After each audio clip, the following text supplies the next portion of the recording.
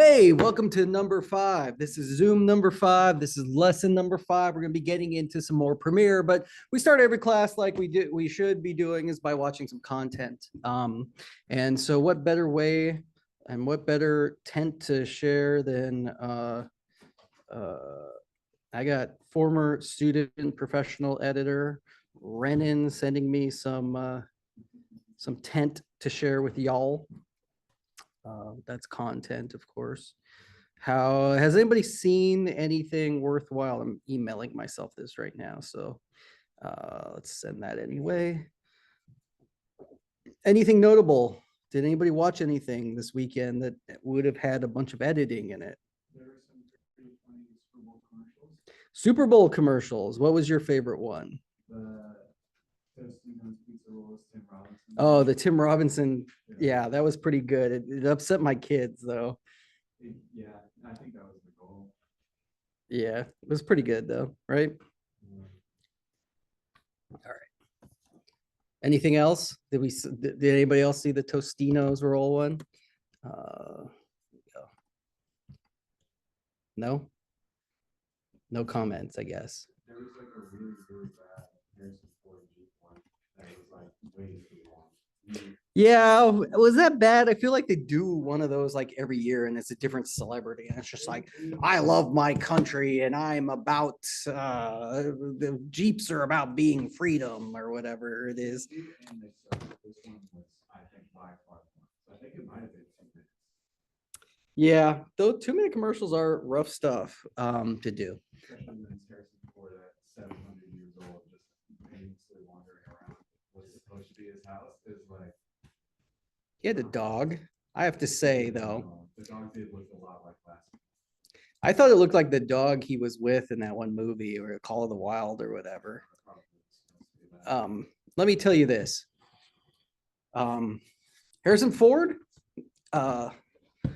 well, new Star Wars ruined a lot of my love for old Star Wars.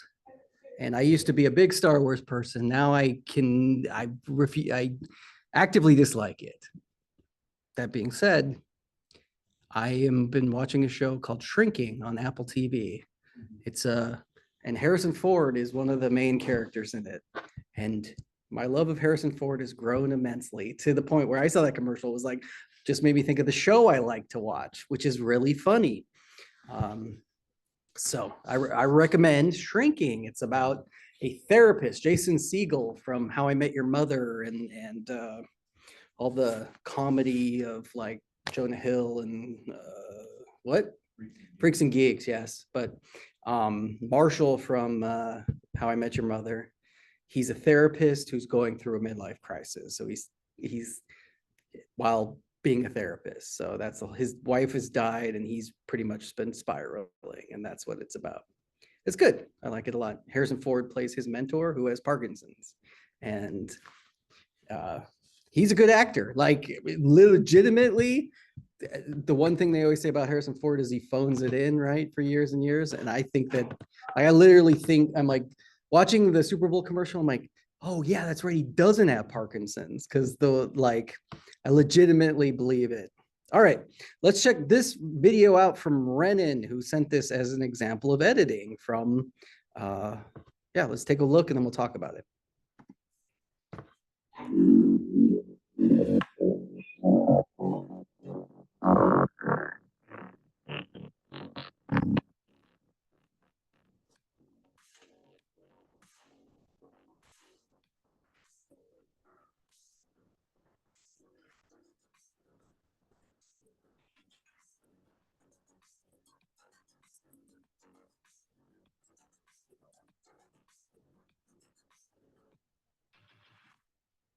Cool.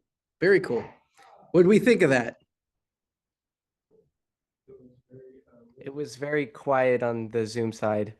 Okay, Jeremiah, thanks for letting us know. I will send a link or figure out how to share this better. So, in fact, let me just, oh, I didn't share the sound. That's probably your issue. All right. Jeremiah, what do you think of it? Just visual. I thought it was interesting. I liked the motion in it. Yeah, for sure. It had some, what were you going to say? dynamic editing, right? It was cutting to the music. And specifically, there was a couple parts where I was like, oh, it didn't cut. And then they had the little montage here of Jeremiah, is that sounding better now? It was a little bit bad quality. What? I don't know. It sounded a bit weird. I don't Okay. know. All right. Well, we'll deal with what we can because it's Zoom. I'm pretty sure here, let me just stop my share and restart it again. All right. We're going to do that. We're going to try sharing again. It's always nice to have someone on the other end to be like, hey, Tim, it doesn't sound good. All right. And now we're sharing it again. All right. Now I'm showing everybody's grades. That's always great. Twitch stream right there. There's a garlic farm. Oh, the back end. Oh, my email. Geez. Oh, geez. Oh, geez. What am I even doing? Okay. Did we open? No, I don't want to show that either. Okay. There we go. There it is. Let's watch it one more time. From the start.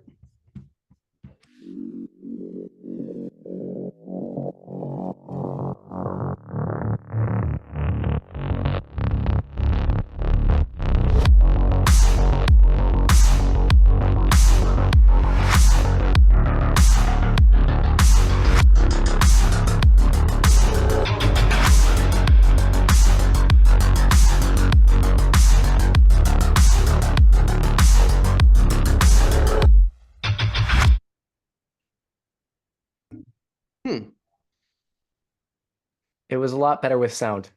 Hey, see, there you go. With sound better. Good to know. What else? Anything else of note you want to point out? Anybody? Constructive criticism. Yeah, the edit, the visuals and audio went really well, and that's easy when you're doing something like a commercial that is just reliant on that. Now, for me, and maybe it's just my want to say something? Yeah, just like one thing, like I noticed, I think the visuals and the music go really well together. If I was just gonna make one constructive criticism. Sure, constructive criticisms are nice.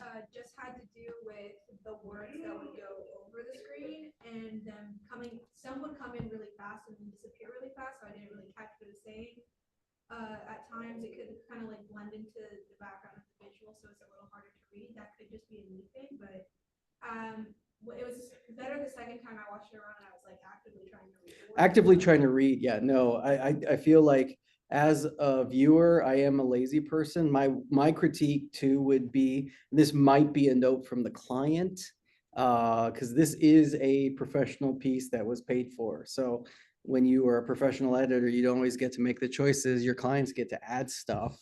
And I felt at points, I agree with you, Isabella, that I felt some of the text was up too short, or my brain had to fill in. Specifically this one, even on the second go round, I read this as Lex Luthor every single time, Lex Luthor. And maybe it's because I don't know what lux, I guess lux is luxury, but, or shocking, I know, by looking at my appearance. I'm not a beauty supply person. At least this isn't what I'm like. A thickening spray. What is this for your hair? I'm guessing thickening spray. Yes. Do we know that? I'm guessing because there's scissors at the end. It's for hair. Why? Why would I want to thicken my hair though? I think it's all the same spray. Is it cologne? Yeah, there is a part where it says all hair types. I guess it is different things. Okay. Is essential conditioner a press shampooing? Essential? See, like I do like this font though, but like it is the aesthetic on the bottle, right? Like when you look at the bottle, it looks, I mean, I guess they made it wet. That font was kind of throwing me off the white. Dazzling shine. Just that font in Gee, sorry, Renan, we're critiquing the font, but I'm guessing, I like this a lot. And because it matches here, I think but essential shampooing essential. The first one is English, the second one's in French. So, Oh. Conditioner is après shampoo, Oh, see, someone's smart here in class. and then blue is blue. Blue is blue, yeah. Yeah, So it's French. maybe, yeah, look, or maybe it's Canadian, maybe, gluten-free UV protection. Yeah, oh, I think it's really cool, really neat. So thank you for sharing, Renan. Sent me a second one too. Let's check this out. All right, let's watch this one.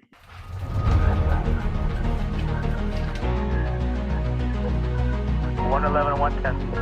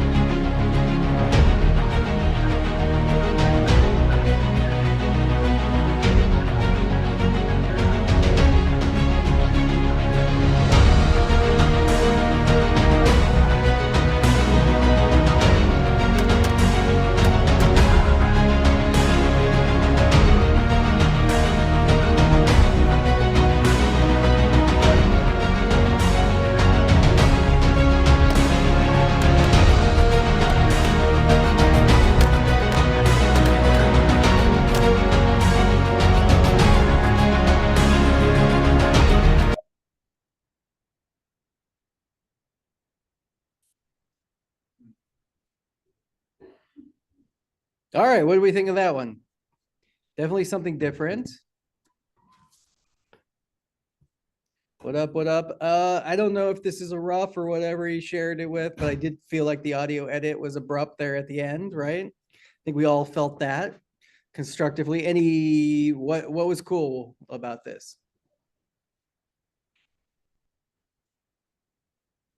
Everybody in here is like ACAB. No way I'm gonna say anything good. The edits were good. I thought the visuals, like this hero shot's pretty dope, and I liked I mean, these are all cool visuals, right? Kind of anti-gun, but other than that, that doesn't mean I don't appreciate cool shots.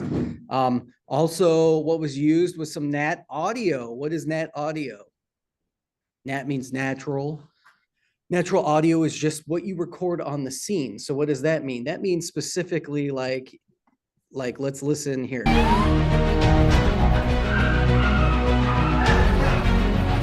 Hearing the dog, we're hearing the action noise, but the music is still dominant. So that's what was important there. We're hearing the sirens. Usable NATs just help make your videos more dimensional, bigger, longer, better. Any constructive criticism would we have? None? I thought it was a little bit weird, like when they shot the guns, it was more a clicking noise than it was a gunshot noise.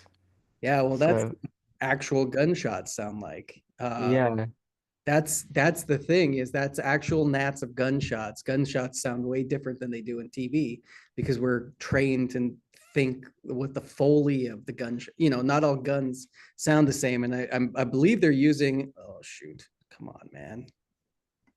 Now I'm opening iTunes. All right. Okay, come on. There we go.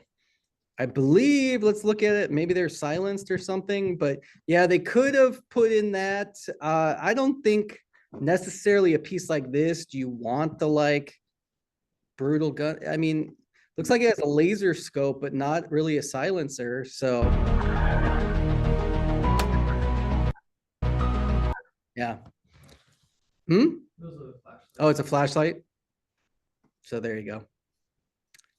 Yeah, I get that. I don't think it's necessary, especially a media piece like this. Here's something I want to note to all of you filmmakers and videographers. Getting every police department has a certain amount of budget for video production. And I have run into multiple police departments that are looking for what they call our, so this is a recruitment piece.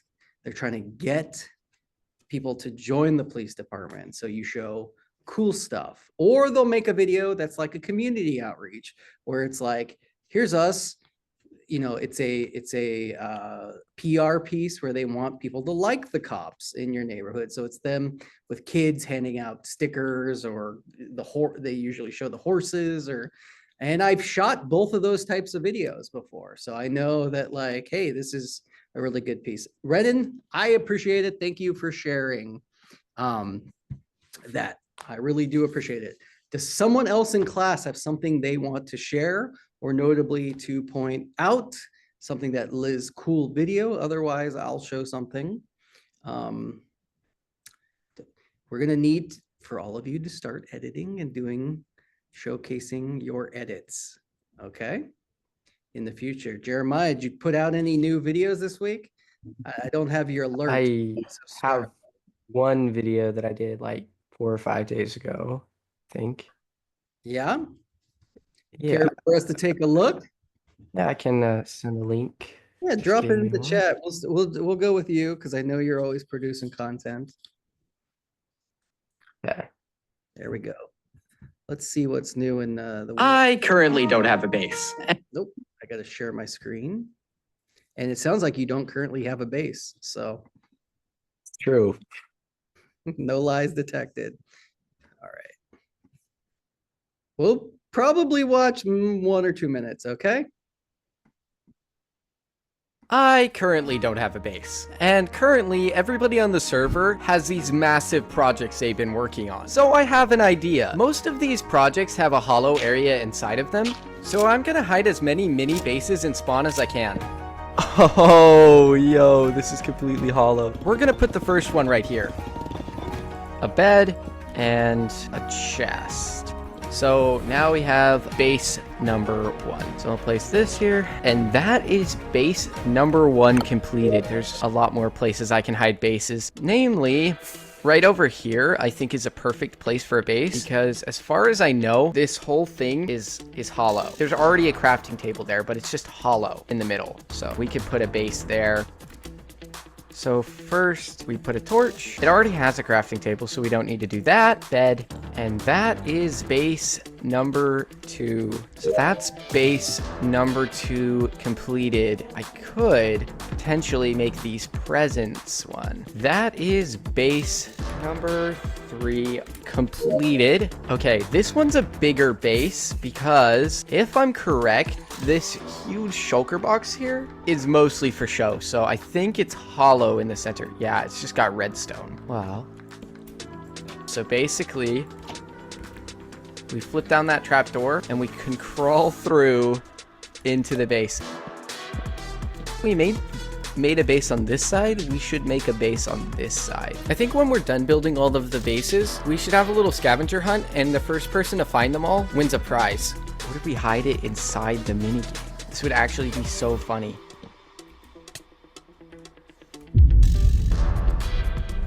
All right, Jeremiah, constructive feedback. What do we think so far? Do we want to know what happens with the bases? Is this video based? I don't even know what that means, but I gotta laugh. Is that good or bad based? Bad? Base parentheses positive. Based is positive? It can be. Okay. What's the opposite of based in that sense? Unbased is the term? I've never heard of that term. I heard of base before. It's whack, yeah. Whack? Okay. I like the edits when making the actual bases themselves, so it's cutting those and music. Yeah. Jeremiah, I got a question. Where do you get your music? I use Epidemic Sounds. Oh, that's good. And what about your sound effects? Are those like ones you've collected from the editing? Uh, so a couple are from Epidemic, and then there's a bunch from just the internet. The net, just stealing them off of YouTube. Yeah. Totally. That's what I would do. I like your edits. I think you are really quick editing. What were you saying? No, you were. Oh, I like that while he was like in the process of making each of the pieces, or like doing the steps, the cuts were in time with the music, so it felt very like actionable. Yeah, no, it's super quick. I mean, it's super that YouTube, like my kids will like only have an attention span for a second type of edits, but really, really good. I think your audio sounds good and your edits are good. How's this one performing? Let's take a look. Ooh, pretty good. I mean, is this typical for you? Recently, yeah. That's nice. How much do you have to get till you can start to monetize? So it's more based on like watch hours. So I Yeah. need about 2,000 more hours of people watching. Dang. Let's all get to work, people here in class. Should all help. You should all be subscribed at least. Am I subscribed? I'm gonna like that. I'm subscribed. Yep. All right. And of course I'll have to like you know, there you go. There, you got a comment too. All right. I like it. I think it's really strong. What you ever made a toilet in Minecraft? What? You ever like made toilets in Minecraft? Not really, no. Sounds like a good idea for a video, next video. It's like, hey, our bases don't have toilets. We probably need them. Right? Okay, maybe. What about a video where you kill Jack Black a bunch in like different scenarios? You make a Jack Black. black guy and then you kill him. As like a reaction to the movie. You can already go out against Jack Black Steve and say, hey, we got Jack Black Steve in a special video, and then you like throw him in the lava or something. That would be See? funny. I'm a good producer. I know a lot about Minecraft. Like, how about like mating, like feeding hay to the animals, and then they like multiply, right? All right. Thank you, Jeremiah. Yeah. That's my run on Minecraft. I appreciate it. We'll always check in with your work. And I Yeah, will thank you. showing my son the rest of that video because I'm sure. Let's see. Do we want to go to the end? Just see a spoiler. The ending is funny. Yeah. What happens? The next. Okay. This is after somebody found it. Okay, wait. Very, really important log. Hello, we have a little surprise for you. It's very good. Definitely not an assortment There you go. of random objects. See the name of it. Is backflip on The base server? price. Ah, I Little. see, because we're merchants, and you know the base price, because the base lines of price. I currently Okay. Great stuff. All right. I don't know enough about I'm gonna stop my share. I don't know enough about Minecraft is clearly the case. Okay. Let's open up Premiere. Everybody in class should have already opened up their Premiere and spent all their time logging in, turning on their computers. We'll talk about more basics of Premiere since this is still early on in the weeks. I do want to go ahead and let you all know that I'm going to start expecting you all to have stuff and be editing in stuff to showcase elements. Now, here's my old project. I just opened up my last project. We can see Tim is cool flying around. And today we're going to focus on audio and elements of audio that we need to know about Premiere. But this actually applies to all of editing software. We're going to bring in, we're editing a movie. Of course, we're going to record multiple different audio tracks. And what we come in is we pull in our audio right here. Let's get rid of this because Tim is not cool. We have our audio. We talked about our sync audio. We're gonna do command We're gonna do plus to zoom in. As we can see, remember last time we did sync our audio. Now there's multiple ways to do it. You can visually do it with your clapboard, but even just visually looking at it, we can see that right here. Oh my gosh, it's Jake. What up, dude? Wow, what a dramatic entrance into class. We can see right here that this is the visual representation of our sync point of our audio. Now, what's notable about our audio, of course, our audio is going to sync with our video. So the blue right here is the audio track that we have brought, or the video track that we have brought in. What does that mean, Tim? Well, that means that when let's do this. We'll just start from the beginning. Let's just grab a clip at random.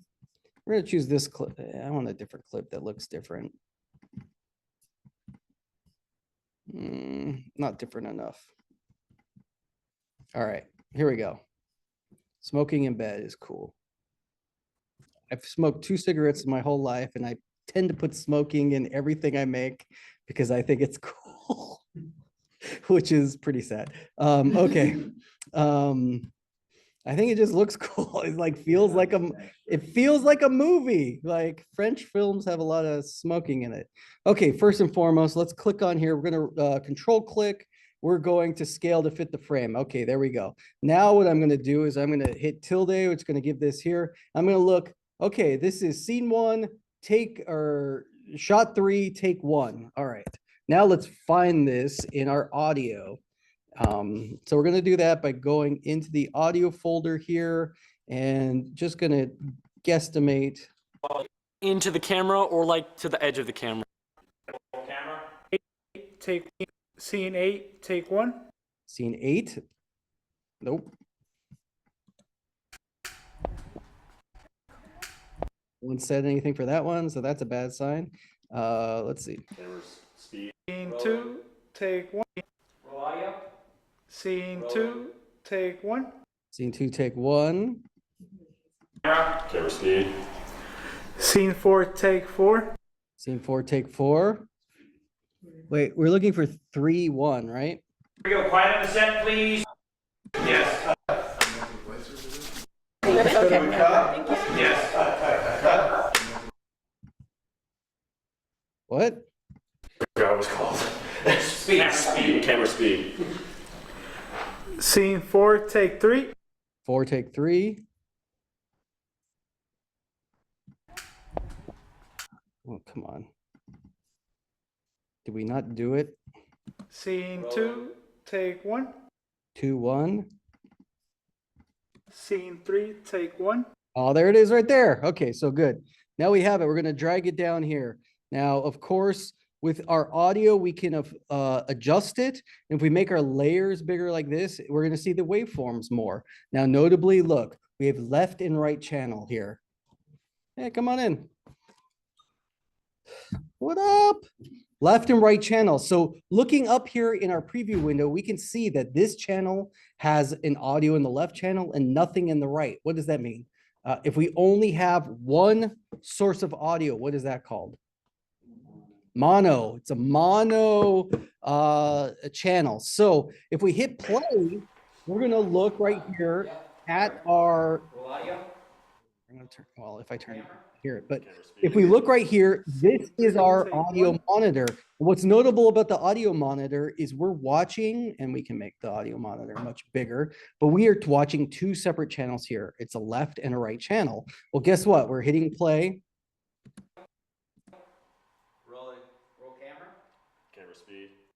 And we're only getting this left channel. So what does that mean? That means if I play it, in fact, if I play it, let's see.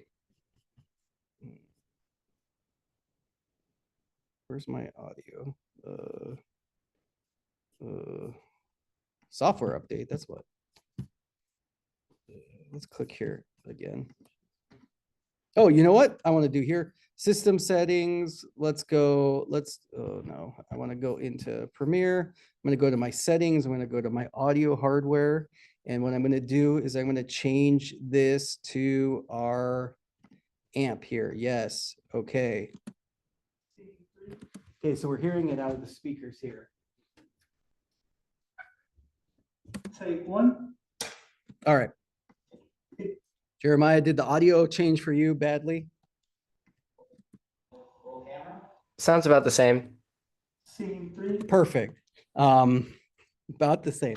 Okay. What's notable about this now is like, okay, Tim, how I want to make this. I want to go from one channel. How do I get this to be on both channels? Now, the problem is with one source like this, and we have just the left channel. In class, why did I put up the speakers? Is there a reason I put up the speakers? What do you notice about the audio? Take one. It's only coming out of the left speaker. So what does that mean? Well, that means we have to adjust, and there's totally different ways that we can adjust our audio here. So let's first of all go into our effect control. The effect control controls everything. What's notable is we have our level. Now remember, this line right here is our level. We're going to pull it up and down. Basically all the way up that we can take it up is going to be 15 dB. Now dB stands for what? Decibels, yes. Not Dragon Ball, right? Decibels are how audio is measured. Now, here's the notable thing to do. We want to record our audio at a good level. If it's really quiet, we can raise the volume a lot. But what happens to the volume if we take something really quiet and raise it loud? Distorts, right? And what does that mean? Well, we talked about overmodulation last time when we took in something recorded at too high a level and brought it down. It's always going to be distorted. Well, notably, you're better off to record something quieter and raising it up than something loud and lowering it down, because with audio, you can clean it up fairly nicely. But the louder we make it sound. Scene 3, take one. Well, okay, so notably we have that loudness. You can see here, right here in the red, that means we peaked. We're noting that our audio is peaked. If we see that, we're going to be like, okay, sometimes you want your audio to peak, but not always, not to the level where we are causing this. Let's turn this down just a tiny bit. We're causing the audio of the person speaking to overmodulate. Scene 3, you hear that, it starts sounding like that. It's because we're cutting out all the high ends, because we're just blasting it too loud, because we've added 15 points of volume.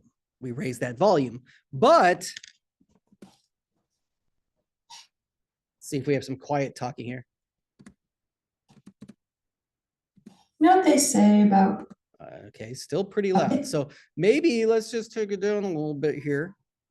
what they say about sunrise and sunset? We can see that our audio is bouncing here. Our audio meters go from 0 to minus, start from 0 and go all the way down to basically minus infinity, but we'll see minus 60 is pretty much the bottom of this scale.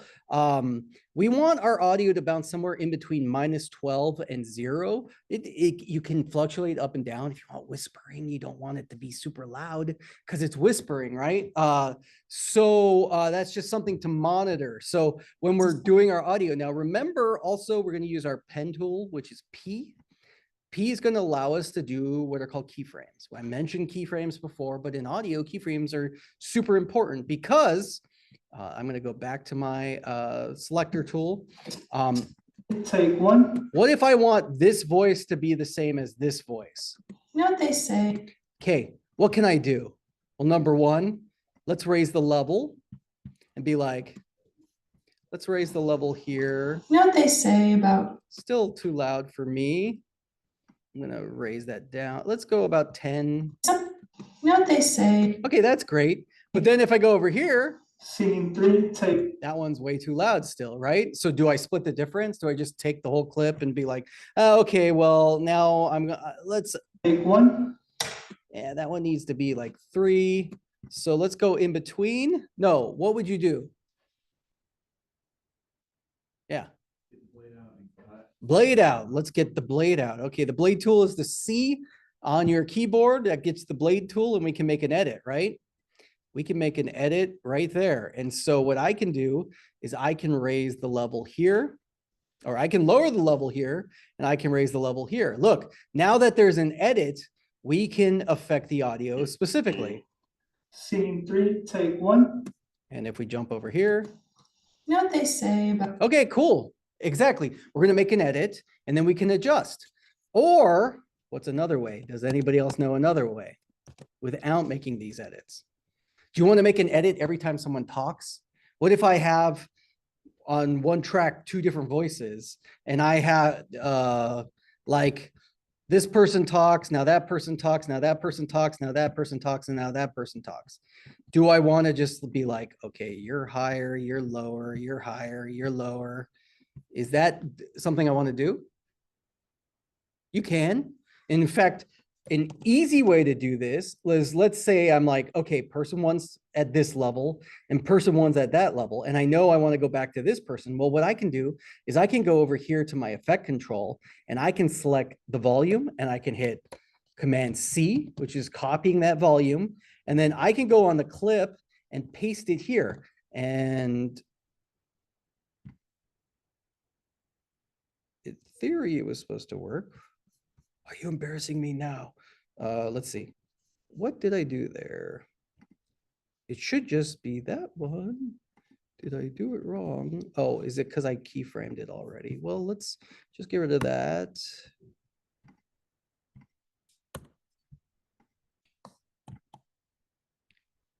Da, da, da.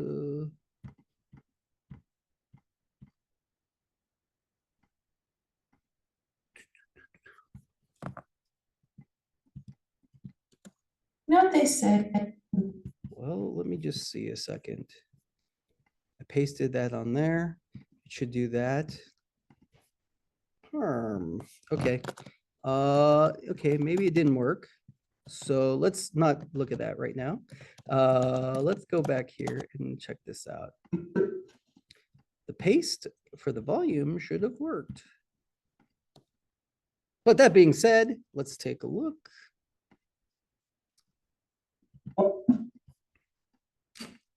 I'm going to just make random edits here. I'm going to see if I did it wrong. Let's copy our volume. Is it 4?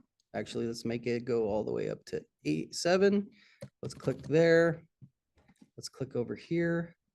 Now we can see that's 4, and it's just going to add an additional 7, which I could turn that off and adjust it. This must be a new update thing. Normally it would power over it, but good to know, good to know. What I do want to point out though, is we did this. The other thing that we can mess with is if we get our pen tool here, we can actually click and we can add what are keyframes. Now keyframes are these little nodules right here.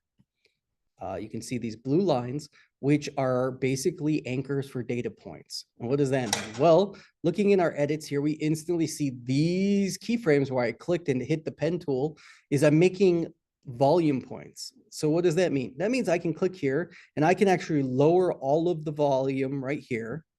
So that now, Scene 3, take 1. all right, and now our volume is gonna fade up to that. And now I can fade it back down again. I can make Jason right here saying set. And what I'm doing is I am clicking keyframes and note that like I made 2 keyframes. And if I have just 2 keyframes, let me just undo that. If I just have 2 keyframes, it's going to slowly fade up or quickly fade up based off of the location, the relativity of the keyframe. So listen to this. So we can hear the room tone slowly come up. Well, how do I get rid of that room tone? I don't want the room tone to go slowly get up. What should I do? Well, I can either add a keyframe here and drag it down so that instead of a slow fade, it's a quick fade. Right? So I just added an additional keyframe, another data point. Or what I could do is I could take this keyframe and move it all the way over here. So now my level stays the same. And also look, now I can adjust this to be closer. And again, if I want to get more zoomed in, I hit the plus key and I can actually have Jason saying set. Set. Like that. Make sense? Keyframes are going to be a big part of your audio editing. Essentially, we're making fades. It's essentially, if you were a sound mixer in a booth, you'd be fading up and down the volume based off of the person talking. That's what we're going to do in order to make your level. And of course, there is an Oscar in sound design, in sound mixing, because it is an art and a skill. It's a way to get your audio to sound good and get the proper mix between music and speaking and sound effects and person's volume, right? Like we're going to do a movie, and if the person's like standing far away talking to someone, you're going to have to decide in the story, can they hear each other at the exact level, or are you going to make the person far away sound far away? Is that part of the element? Where's your character and person's attributes going to be? Now, the other thing to note about Jason saying set here is we still haven't solved our problem of only being on the left channel. So let's go back in effects controls and look right here. Panner, what's the panner do? Well, panner is the balance. It's going to tell us where left and right is going to come from. So if we turn on our panner here and we pan, what happened? Panned all the way to the right. What happened there? Let's play the audio again. Oh, finally, good sounding Jason. All right. Let's undo that. Let's undo and see what happens. Remember, Command Z is undo. Nope, I went. It's not going to let me undo, but I can take my panner. Let's take my panner and let's do our balance back to 0. Set. All right, we're back to 0. Now, if we go negative the other way, what are we hearing? Set.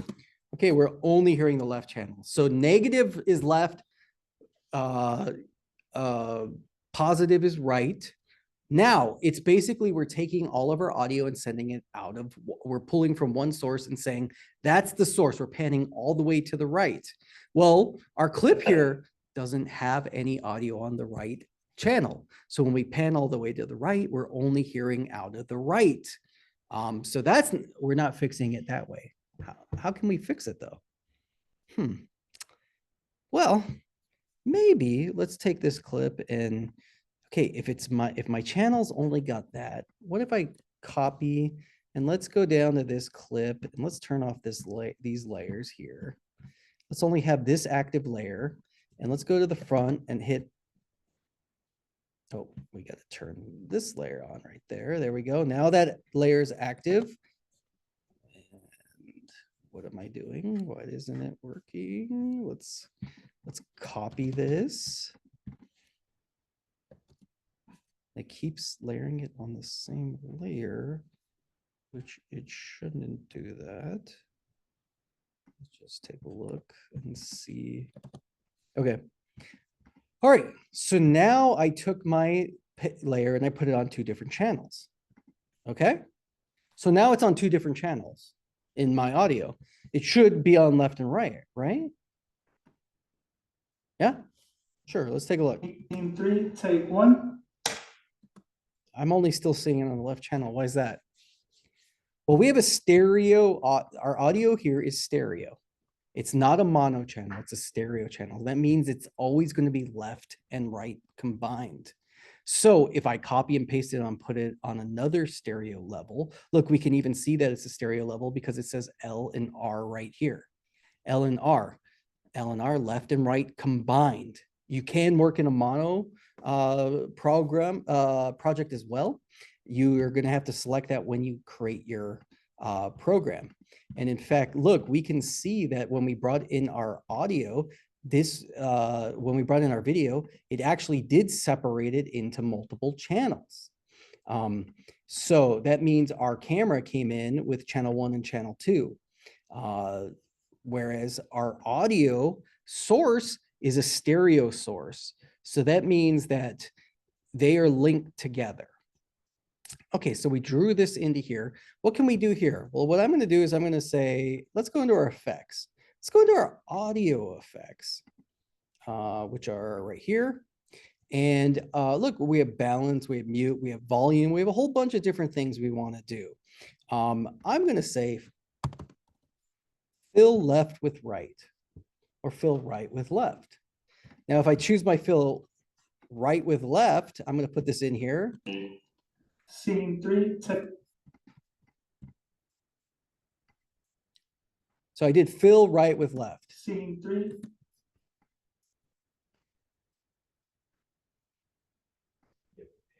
Oh, I got my pan. Thank you.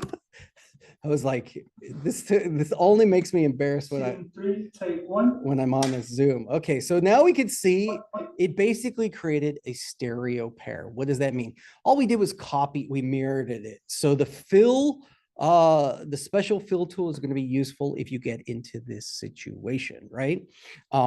So then why do I want to do that? Well, I want to fill out each speaker.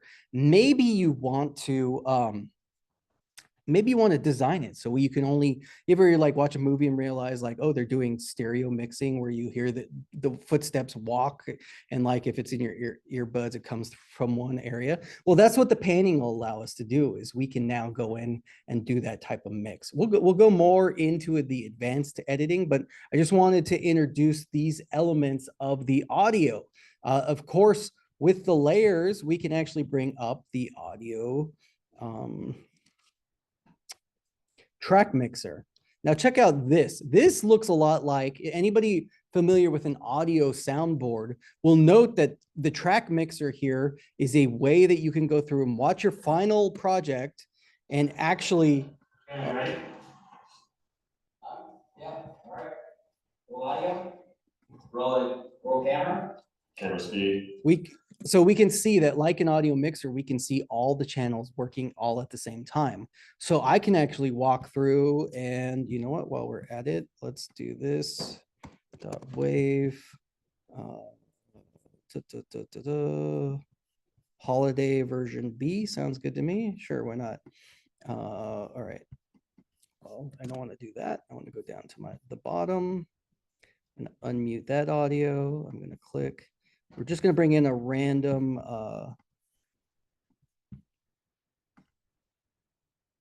I'm a mouse editor and it's hating me right now because there we go. Okay, now I dropped in some music. We can see the music looks like this. It's there, and if we hit play, oh geez, way too loud, right? Well, first and foremost, let's bring it down there. Oh, cool. I picked up a Christmas thing. All right. But like with the mixer. Roll audio. Roll camera. Camera speed. Scene 3, take 1. And what's cool about the mixer here is we can actually solo and just listen to the one track if you want. We can mute it. We can record. We're not going to record on that channel right now. And what's great about this is it's going to show you all of the audio levels. So not only with volume, we're going to go into negative. So we can bring something that's loud down to being that level. So look, -23. That means we're making it more quiet. And what's notable too is if I go to my channel here, I go to effect controls, and I turn on my level right here. I'm going to turn on my keyframes. If we go back to our audio track mixer, check this out. All right. Right. Yeah.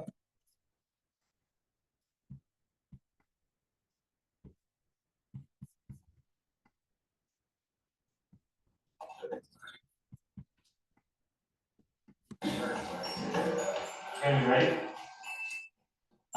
Yeah.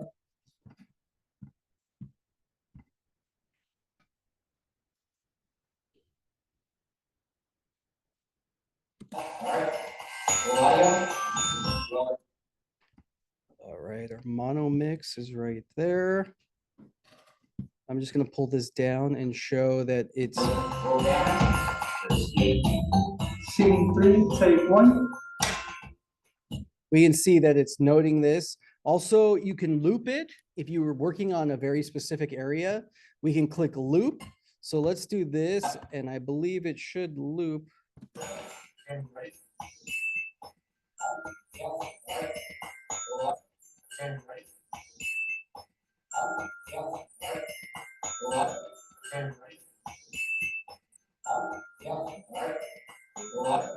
So the track mix isn't going to mess up. Now, here's the one thing about using this track mix. It's going to apply to your entire timeline. So when do I use this? I use this once I have my final edit. Now, why would I do that? Well, if I have everything on track 1 and I'm adjusting the levels, it's adjusting the levels over all of track 1. So that means everything on track 1 is going to either be raised or lowered. And maybe I want it raised in certain areas and another. Well, this is like your basic final mix of everything. You just want to make sure all the levels are right. If I'm actually doing my audio edits, I'm going to go in and watch the whole piece and adjust here on the timeline. And then maybe I'll go in and be like, oh, all the music is low or everything that's low. I usually use these track mix at the very end just to sweeten areas. This is definitely not an area to do it while you're editing. If I'm actually editing all my audio, I'm going to watch this whole piece and be like, okay, I'm going to lower this. I'm going to raise this. Okay, this needs to be a little louder, and do that.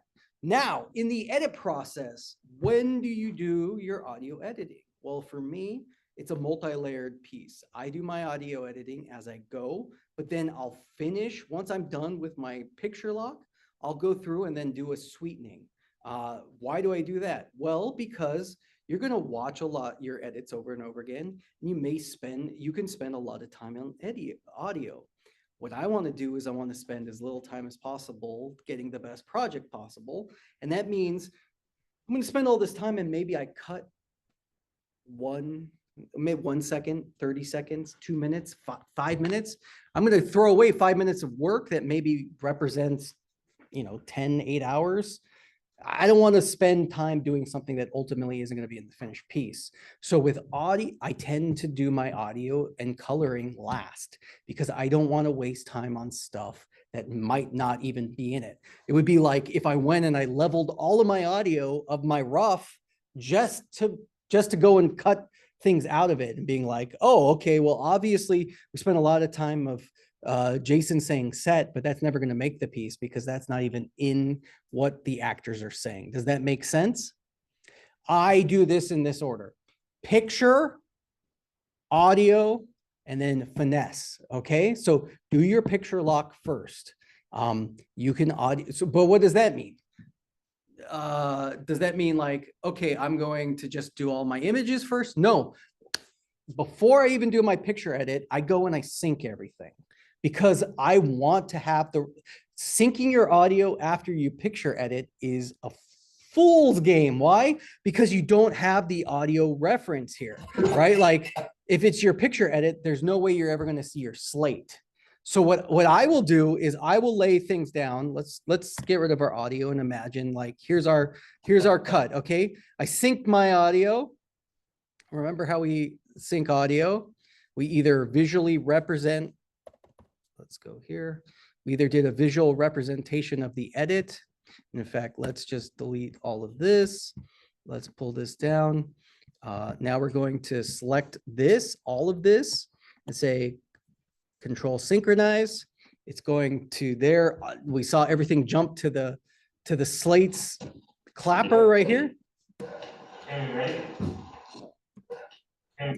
Oh, I got in and out points I want to get rid of. I'll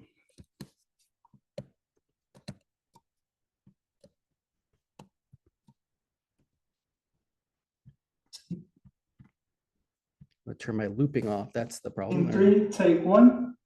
All right, we saw the clapper works well. So then what I would do is be like, okay, I'm going to make my edits. You know what they say about sunrise and sunset? Cool. I do know what they say about sunrise and sunset. And then you know what I do? I'd go ahead and say like, oh, I got my clip. I'm going to delete the garbage I don't want. And now I have this all together. Maybe I'm going to come, maybe I'm not going to use that take. Maybe I'll throw it on my timeline. I'll put my pieces together, and maybe ultimately I'll end up like, you know, cutting it down so it's just this take. But at least I have the audio that I can maybe layer. Maybe she's going to keep talking and we're just going to see the cigarette. We're going to see a lamp. We're going to see something that we don't see her mouth, so we can use the audio. But what this allows me to do is then have it all together so that when I do sweeten, I don't have to go ahead and say like, okay, I have this clip.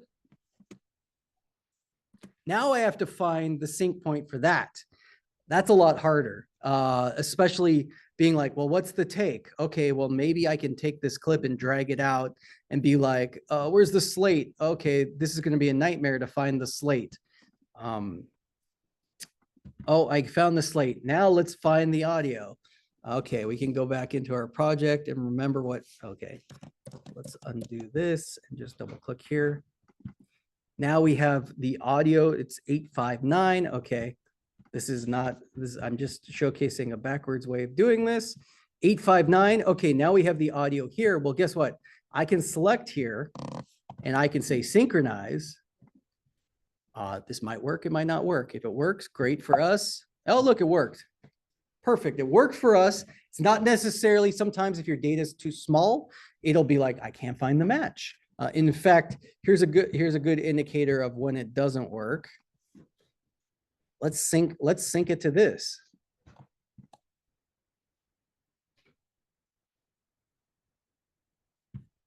I'm gonna say, okay.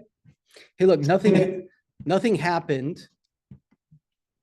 So that means it didn't find a sync point. Take one. So you can see it didn't work there.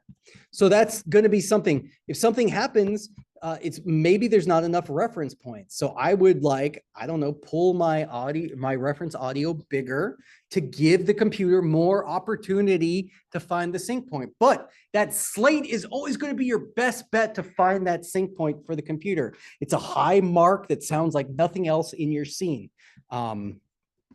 Questions, comments about this element so far? While we're in audio, let's talk about, and feel free to shout out, let's talk about effects. So we talked about our audio effects. Now, first and foremost, let's talk about transitions. Okay. I'm gonna undo, let's do that. Okay.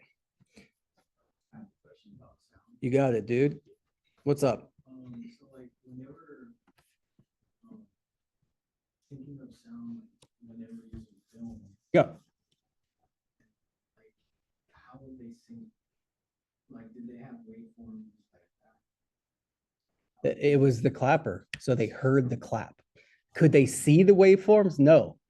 Back in the day, no. It was the clapper was way more important than it is now. It's almost something that we do because we've done it. But the sync point is a visual representation. I mean, even 5 years ago, we didn't have auto synchronize. That's a newer skill that we have now. So back when I was a video editor 5, 7, 8 years ago, I would, you know, being the laziest editor possible, I would look at I could see waveforms and I'd be like, oh, this is very much a sync. Oh, what did I do? I just changed, where did I jump? All right, I jumped. Here we go. I would look at my audio and be like, just visually looking at it, going as fast as possible. I would be like, oh, this is very, just looking at the waveforms, that's very obviously a clap. And yes. Could you use the slate as like a white balance thing too? Because it's white. Well, it's not white. Slate. It's not enough white. Let's talk about white balance when we get to color. But I would have a white card. is, so if you have a bounce board, that's what you use as your white balance. And white balance is more a camera operation, not in, you could also use it as a reference here in your, wait, are you telling like for coloring? Yeah. Yeah, okay, yes.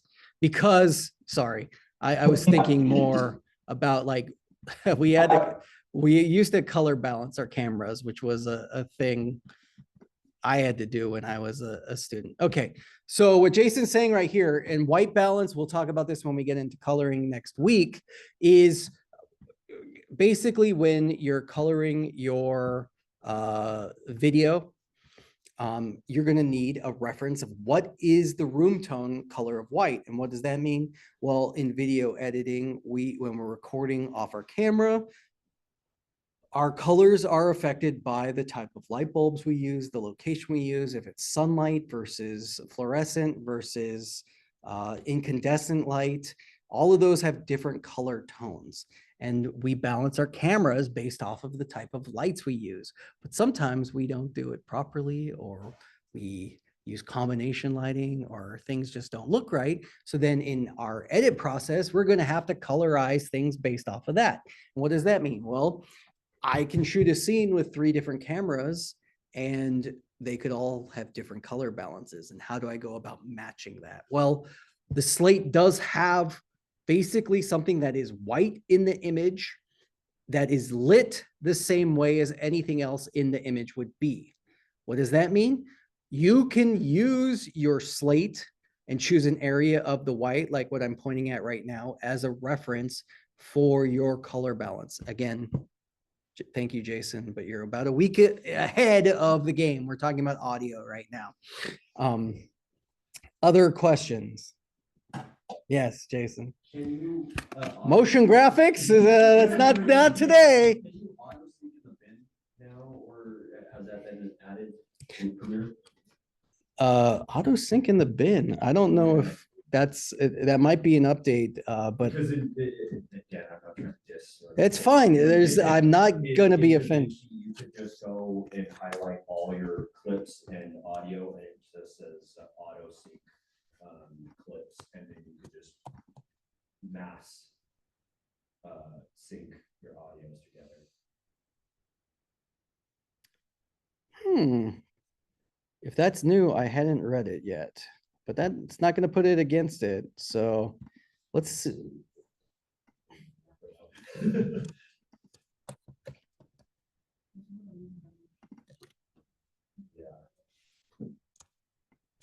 Well, let's see. Jason causing me problems here. It's all right. It's cool. Yeah. I don't see it. It would have a synchronize here. Like, look, if I just did that and I hit control, I don't even like, there's no,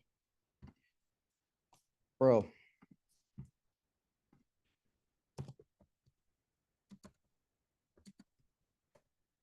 I'm always happy to be wrong.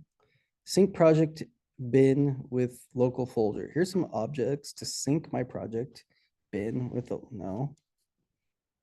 How the bins work, how to batch synchronize in Premiere. Is that it? So what we're going to do is we're going to select all of that. And because of the audio is linked, that's fine. And now we're going to right click and go to synchronize. Now, obviously I've got 2 main audio files I would like to use, but for the sake of argument, I'm just going to put track number 1 and then click OK. Then it was going to process everything and hopefully everything's going to be all synced up. Boom, it looks like it has. This is just traditional sync right there. Yeah, it said on, I just asked this actually question on Google and it said no in Premiere, and then in DaVinci it said yeah. So Great. Another reason to be in DaVinci. Sorry. No, it's a good question. I mean, hey, this really cool feature my editing software does. Can you do it in your really lame software? No, not currently, but guess what I have to look forward to? Yeah, no, thank you. Yeah, Different tools. absolutely. So I do have one more question. So if I have bad audio, is there any good ways to fix bad audio in After Editing? Absolutely. There are different ways to fix audio. Now, the one thing like bad audio in what sense? Like you're over modulated. Sometimes your damaged video is the best way to fix it is to re-record it. I mean, just like too much white noise or much white noise. So what, or room tone or a fan noise, that's a really easy fix. Let me tell you this. I was just gonna get into my effects and then Jason interrupted me so rudely.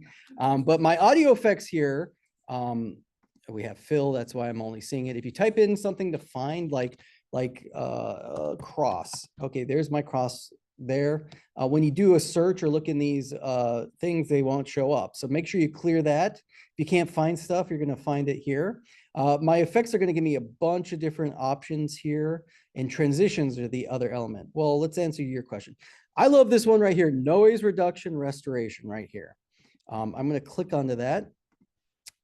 And we're gonna do one that's called denoise. Now, denoise is one I'm gonna throw onto here, and it's an auto, it's automatically gonna set up a noise reduction filter. Right on set. Camera's speed. Okay, let's listen to the difference. Right on set. Camera's speed. I'm gonna turn that on. Roll audio. Scene 2. Can you hear the difference? We got rid of the hiss, the room tone, the fan noise. Now, what's interesting, denoise is like an automatic noise reducer. What's great about that is you can go in and reduce, you put it in, it's going to find whatever the main noise is that isn't voice modulated. And we can actually go in and change some of the parameters in here. This is the basic denoise feature. I tend to put it on if I have a lot of room tone or hiss. If we also saw here in our effects, in our noise control,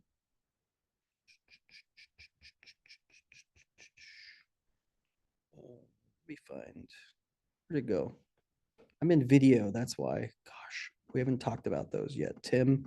Okay. We can look into our noise reduction here. Click remover. What does that mean? That could be just a flicker in your audio.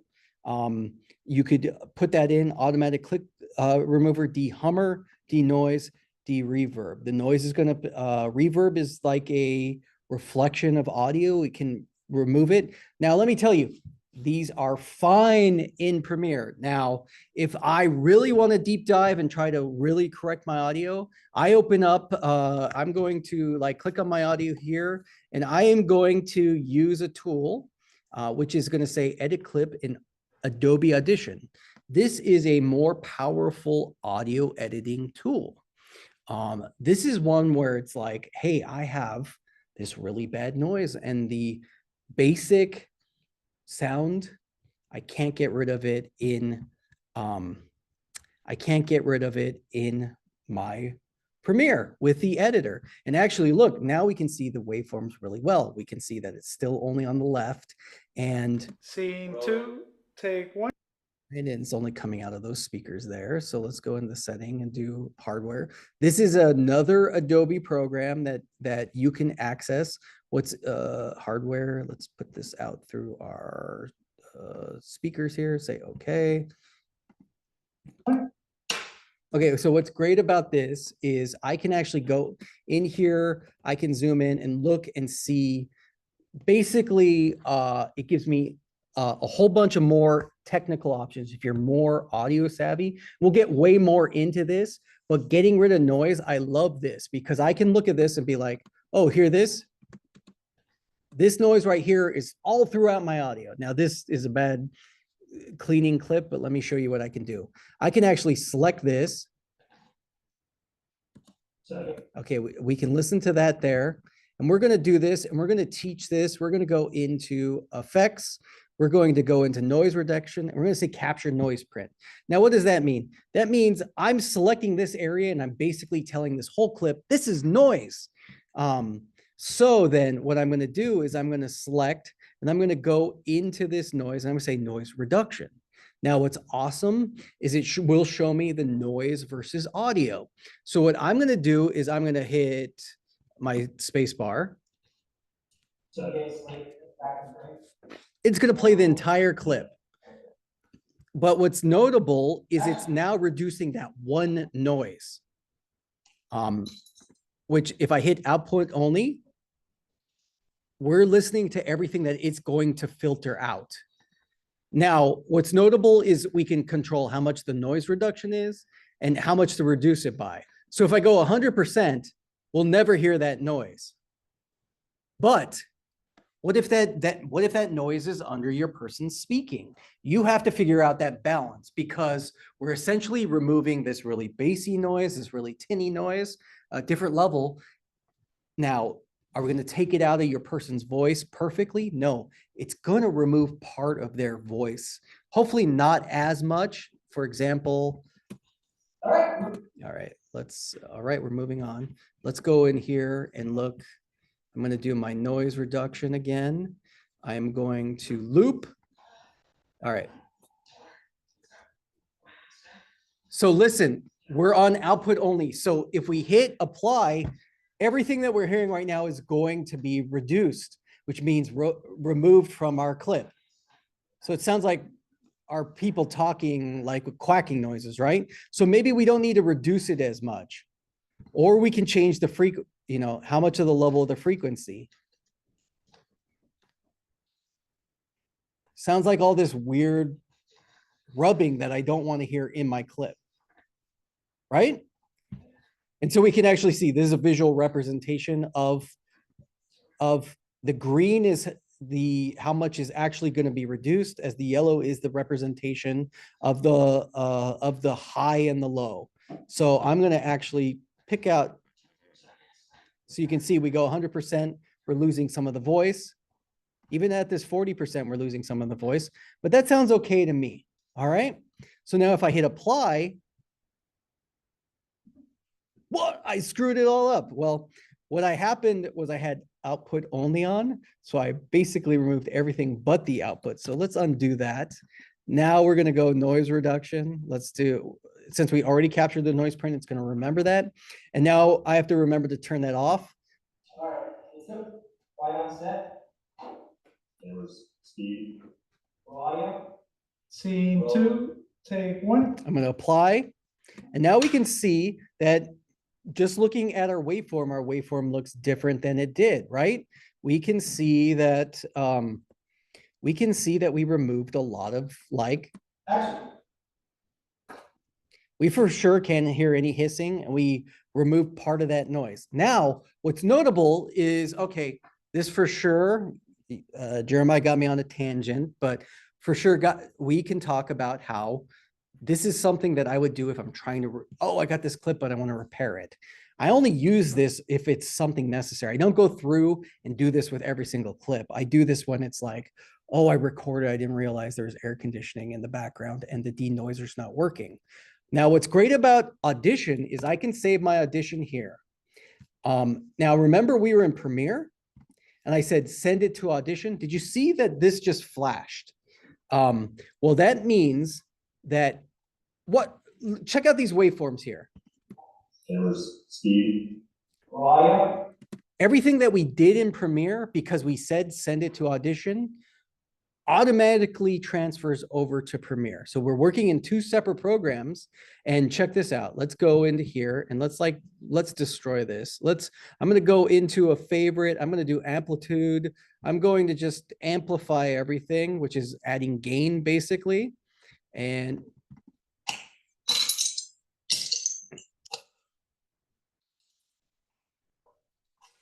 all right, makes everything sound horrible. Let's say apply. Look, we basically just amplified everything, which like sounds horrible.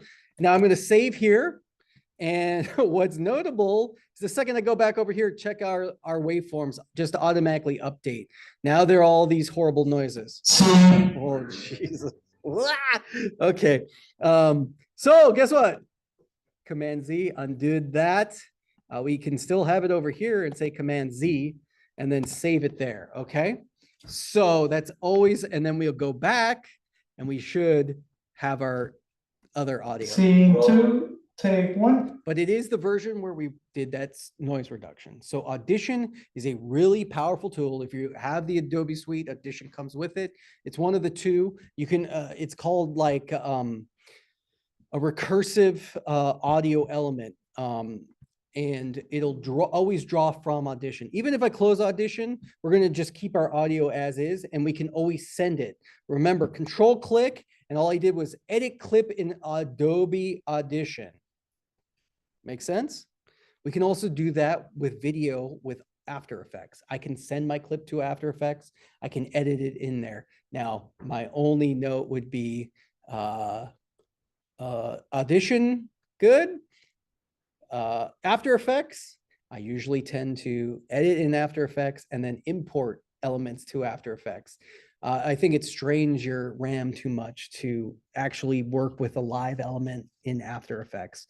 But we'll talk about that, and that's just another crash feature that will feature when we crash. Scene 2. All right, too loud, okay. All right, while we're here, let's just check out the other effects. But before we get into effects, and I got way distracted, just want to talk about our transitions. Transitions are essentially a fade of your audio. Specifically with audio, we have 3 different ones here. If I put my crossfade into here, you know, talking is not really a good example. So let me bring my audio, my music back in, which should be Holiday right here. And we're gonna edit into this. Let's turn it down. All right. Is there a tool to be able to remove shirt movement or something? Or is that, would that be? That's like noise print. Okay. So that rustle, I would put that in there, let it learn that, and then it would remove all of that rustle. Now you have to do that fine tuning so that you don't, yeah. So it's definitely a skill, right? Like getting it as good as possible. And ultimately the best thing to do is record it right the first time. But we're editors and we're, you know, when they say fix it in post, we're post, everybody. This is where we're fixing it. We are the fixers. Okay, I just wanted to showcase for the end, I want to go through these elements, hopefully, unless Jason wants to interrupt again. Constant power is basically a fade. We can see a visual representation of it right here. In fact, let's make it big. You can see it's basically a slow curved fade up. Listen to the audio. All right, that wasn't as dramatic as I hoped. So let's go make it louder. So it basically goes from 0 to 100%. Now, what's notable about your fades, the longer they are, the more your curve is. We can see the visual curve. Cool. So why use that one? This is the main one that I tend to use, constant power. Constant gain, you'll see is instead of that curved fade, is a linear fade. That's a straight up dissolve. So how does that sound different? It's slightly different. It's very noticeable. Audio people are going to notice it, but it's basically, instead of that slightly curved, which is a slower fade up, this one's constant gain. So it's a constant curve, whereas the other one's a constant power. And then we have an exponential fade. Again, check out the visual representation. That's just the fade of the curve. It's kind of like a more steeper at the end. Let's listen to the difference. Kind of a slower fade in. I love to use exponential fade at the end of a piece because it's kind of like so we're fading in here. If you put your thing at the end here, you can kind of. All right, let's just solo this. So a faster fade out when compared to your constant power. Check out this one. Sounds different, right? They're the exact same length. They're each 1 second long dissolve, I believe. Let's just double check on that. Yeah, 1 second dissolve. Now, what's notable about it is we can take this and make it longer. So if you want a slower fade,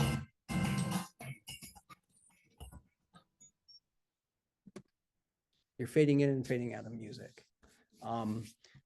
Also notable is like those are fade in and fade outs, but what if we wanted to take this horrible song and I don't know, make an edit? Let's go here. Let's find another piece of it right there. Let's say, oh, I want my audio to sound like this. Now let's listen to this cut. Oh, wow, that was just visual. Not completely horrible, but we can take these constant powers and now you can see, look, I'm fading 2 audios over each other. So using the constant power, one goes down as the other goes up. Let's listen to what it sounds like. It's going to sound horrible.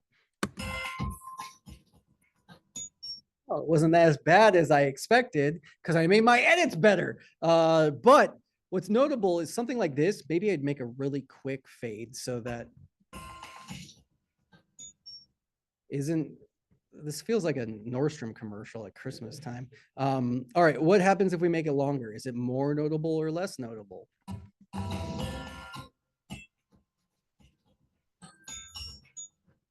So we're hearing the 2 different melodies. Now, what I did was I visually cut it on a downbeat, but let's choose somewhere in between. Now let's listen. All right. Am I just unable to make a bad edit? Let's see. Here we go. All right, that sounds horrible. Now, if we do this, you can absolutely hear the fade, right? It's not a cool cross cut. Yeah, it definitely sounds muddy, not as good. The farther you make it, the more obvious it will be. We're hearing the 2 melodies at the same time. Closer. Now,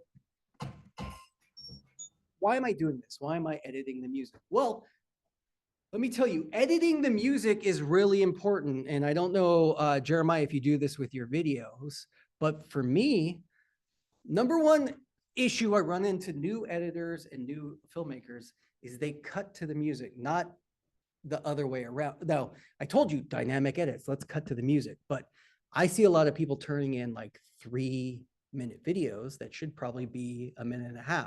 Why? The song is 3 minutes. Oh, guess what?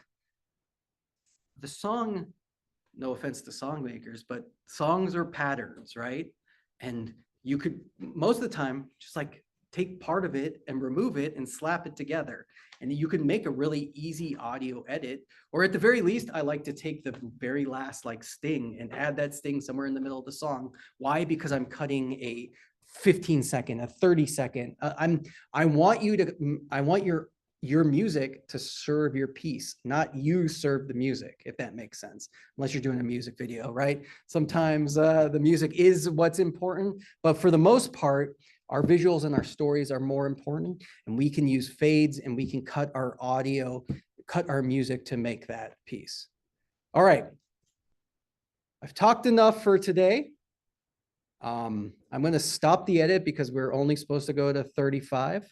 Well, I'm going to stop the recording, but I'm happy to talk more and showcase more to everyone else. But take what we learned today and move forward. Again, reminder, on Canvas, I have those files for you to download if you don't have your own stuff. How many people need stuff? I'll tell you about it. If not, I would rather you shoot something yourself and put it together. Or if you worked on something last semester, granted, I'll get you the stuff. But at home, we know that Jeremiah, do you have any questions? I don't have any questions, but I've been having trouble trying to download and trying to find the space on my PC for the large files. Okay, that is an issue. You need the space for you. You should have an external hard drive. I do. I'm just moving stuff around right now. Okay.